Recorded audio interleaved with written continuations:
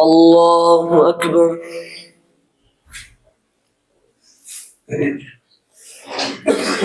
الحمد لله رب العالمين الرحمن الرحيم مالك يوم الدين إياك نعبد وإياك نستعين اهدنا الصراط المستقيم صراط الذين أنعمت عليهم غير المغضوب عليهم ولا الضالين آمين.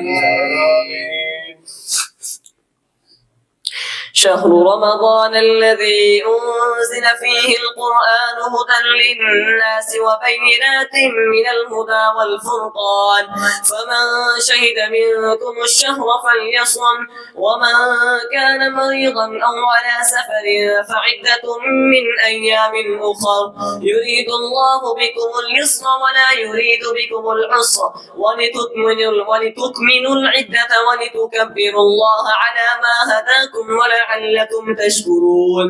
وإذا سألك عبادي عني فإني قريب أجيب دعوة الداع إذا دعان فليستجيبوا لي وليؤمنوا بي لعلهم يرشدون.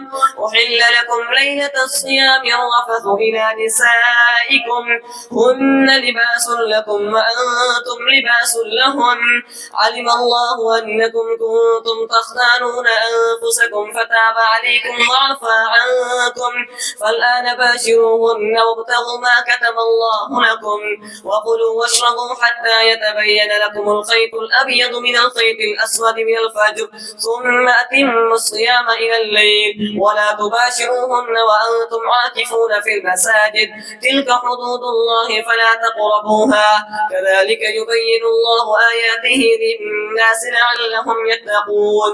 ولا تأكلوا أموالكم بينكم بالباطل وتدلوا بها إلى الحكام لتأكلوا فريقا من أموال الناس بالإثم وأنتم تعلمون.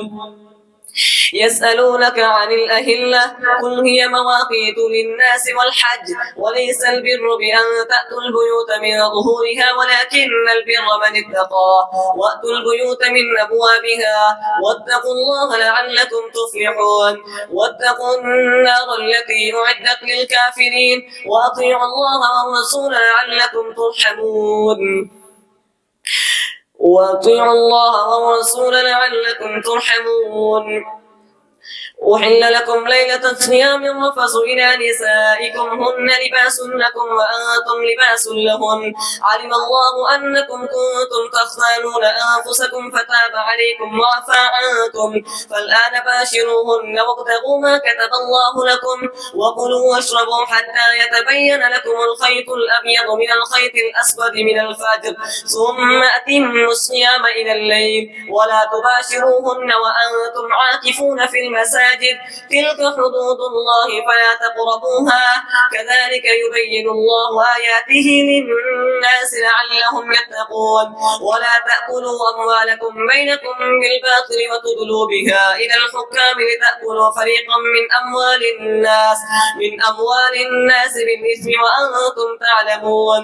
يسألونك عن الأهلة قل هي مواقيت للناس والحج وليس البر بأن تأتوا البيوت من ظهورها ولكن البر من اتقى وأتوا البيوت من أبوابها واتقوا الله لعلكم تفلحون.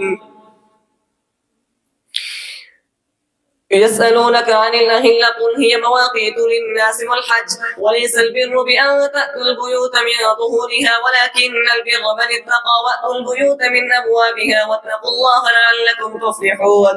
وقاتلوا في سبيل الله الذين يقاتلونكم ولا تعتدوا إن الله لا يحب المعتدين. وقتلوهم حيث ثقفتموهم وأخرجوهم من حيث أخرجوكم والفتنة أشد من القتل ولا تقاتلوهم عند المسجد الحرام حتى يقاتلوكم فيه فإن قاتلوكم فاقتلوهم كذلك جزاء الكافرين فإن انتهوا فإن الله غفور رحيم. وقاتلوهم حتى لا تكون فتنة ويكون الدين لله، فإن انتهوا فلا عدوان إلا على الظالمين. الشهر الحرام بالشهر الحرام والحرمات قصاص، فمن اعتدى عليكم فاعتدوا عليه بمثل ما اعتدى عليكم، واتقوا الله واعلموا أن الله مع المتقين.